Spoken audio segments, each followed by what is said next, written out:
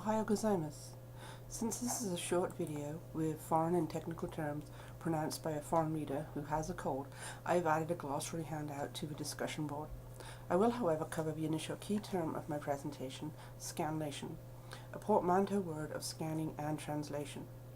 Scanlation is a fan, that is amateur, activity that involves the disassembling of manga, Japanese comics, scanning them, removing the Japanese text, inserting an English translation, and uploading the digital files for non-profit distribution. The primary motive for scanlation is the unavailability of the work outside of Japan. Scanlation is more than simply mechanically scanning in a text and dropping in a translation. The digital editing required is a skilled task.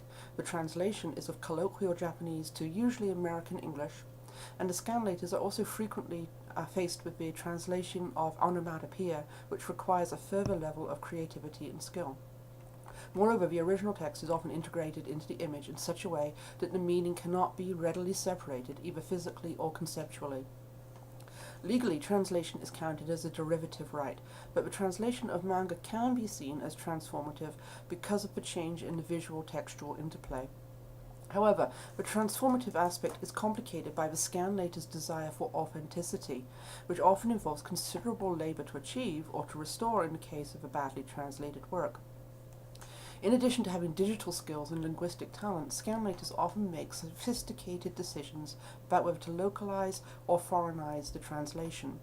The end result may thus be invisibly transformed. Scanlators are often motivated by a desire to redress a poor official translation, to introduce a favorite mangakan's work to a new audience, or to push a publisher into releasing a work. In all cases, staying true to the original is a guiding motive. Ironically, this attempt to stay true is one way that the works then fail the transformative test in fair use cases. The variety of skills needed means that scanlation is invariably a collective act. The idea that there is one new creator of this work is not applicable. The amateur status of scanlators is important, and their activity forms a community that, while geographically dispersed, has its own norms and sense of ethics. Far from disrespecting ownership, the work of scanlation is seen as akin to curatorship. So, scanlation sits at the intersection of law, technology, and culture. While not fitting neatly into current models of transformative fan activities, it attempts to subvert several aspects of copyright law. As such, it offers a new way of examining intellectual property in a digital era, and moves forward towards a new model of communal knowledge building and creative labor reminiscent of an early modern guild system. At the same time, scanlation offers a culturally hegemonic and US-centric model, but this is not necessarily inconsistent with a fan-driven approach. For this presentation, I focus on how this may tie to some core aspects of a particular genre within manga, that is of yaoi. The full paper considers current models of fan-reader activity and proposes a model for scanlation based on the guild analogy, while incorporating concepts from real property ownership. I'll sketch that briefly. However, the new material I'm developing for the full paper, and on which I'd appreciate feedback, is that elements of cultural, and in the genre I use as a case study, sexual identity appropriation, are at play in the scanlation phenomenon, and that these appropriations go hand in hand with the willingness to violate copyright in the name of admiring a work, a nation, and a sexuality. So then, briefly, I see the work of scanlators as akin to a guild system. The scanlators appreciate the mangakan's work as that of a master craftsperson in their shared enterprise, but see themselves also as creators in the same field. They seek to emulate and learn aspects of the trade, and to also enhance the reputation of the mangaka, the genre of manga, and also of their own scanlation team. The scanlation world is essentially a gift economy, trading in social credit and reputation. Thus, those who produce shoddy work or who download more than they upload, also known as leeches, lose face, while those who produce fast and accurate titles are rewarded with respect. Because scanlation is not a simple rip and burn operation, there is significant learning-oriented activity going on in the service of this cultural appropriation. Like many skilled workers and craftsmen, scanlators may feel a pride in temporary ownership of an object they labor over but is not theirs to keep. The labor performed is not done for hire or even for sweat equity, but for communal betterment and status. The scanlators have an investment in the social order and well-being of the producers and of the mangakan's career. So in return, the publishing trade has access to a self-trained pool of translators, as well as the equivalent of explorers into new markets.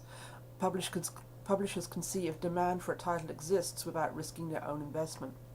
In this model, the text is owned and invested in by all at the level of cultural capital, even if the financial rewards are reserved for the publisher and mangaka. However, because the scanlator's loyalty is not ultimately to the mangaka but to the text, the author can find their wishes ignored even while they themselves are admired. The work and the text are, in the Scanlator Guild's view, paramount, and the original creator can be an obstacle in some fans' eyes. If the mangaka is not willing or able to share the work in satisfactorily translated form, the Scanlators will place accessibility over master-apprentice hierarchy. So while the Scanlators are not generally antagonistic to their mangaka, some take an attitude reminiscent of the pushback that Harriet Beecher Stowe encountered. As Melissa Homestead reports, the feeling was that Stowe had already been more than adequately compensated for her labour, and that she should not be able to prevent others from producing their own translations, in effect asking for more compensation even though she would not labour for that additional compensation. Some scanlators take the stance that owners who do not use their derivative rights, that is, license or translation, lose their stake. The resource should not lie fallow, and in perhaps a nod to the poaching paradigm, the work is seen as available for common use. This is where the longer paper draws connections here to concepts about real property that focus on the right to use or appropriate things to which one does not hold a title, such as the second enclosure movement, ideas about eminent domain, adverse possession, and usufruct. The different power relations inherent in these terms are valuable for the different lights they shed on the complicated power relations between scanlators, publishers, and authors.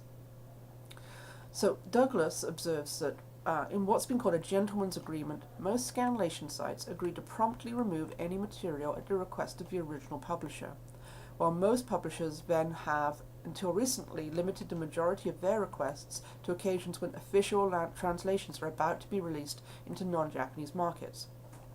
So you could argue that respect for licenses and the mangaka seems to speak to a sense of fair play, but there is a privileged hegemonic relationship between US fans and the Japanese publishers that excludes the rest of the world. In practice, this means that when a US license is announced, scanlations are pulled, leaving non-US readers without access to either the legal version or the scanlated version. It's also a privileging by the scanlators of the US market. The US licensee matters more than the foreign publisher or the author's rights. There is an element of intercultural appropriation or of entitlement in the insistence of Western fans that they should have the manga. There is a further US-centric aspect in the willingness to infringe upon foreign publishers' rights, but in a lesser willingness to break domestic copyright laws. While the conventional model is that Hollywood is the victim of Eastern, in this instance Chinese, digital pirates, this reverse cultural plundering of Japanese cultural capital is seen as relatively harmless. So then we in the West are subverting and transforming, while you in the East are plundering and pirating. This appropriation of property and text are, I argue, paralleled by the cultural appropriation of Japanese culture by Western fans and the sexual appropriation of gay male experience. This hegemonic activity is, as it so often is, disguised by the genuine appreciation for the forms being borrowed and a denial that harm is intended. While it's fair to say that the majority of Western manga fans are Japanophiles, they cannot help but having a Western filter on Japanese culture, and stereotypes feed into this appropriation. For example, mangaka, especially in the genre of yaoi, where most authors are female, traditionally express humbleness in their books' introductions. Taken at face value, a scanlator misreads the author as perhaps insufficiently invested in pushing their book in foreign markets, and then gallantly takes on the role for them. The scanlated copies of the subgenre of yaoi can be interpreted as an appropriation on several levels of male gay experience, and this is by the mangaka and original market too, of Japanese culture and of the text itself. Yaoi is one of the most frequently scanlated genres of manga, due in part to its limited availability in the US. The yaoi sensibility is often focused on possession of the beloved, on hierarchies and roles such as seimei and uke, and a twin disregard for convention in the service of a goal, and a deep respect for it. In short, a romantic outlook seemingly made for the Scanlator Guild ethos. This quickly sketched case study of yaoi points to an attitude toward physical and intangible property that is particularly capitalist and Western.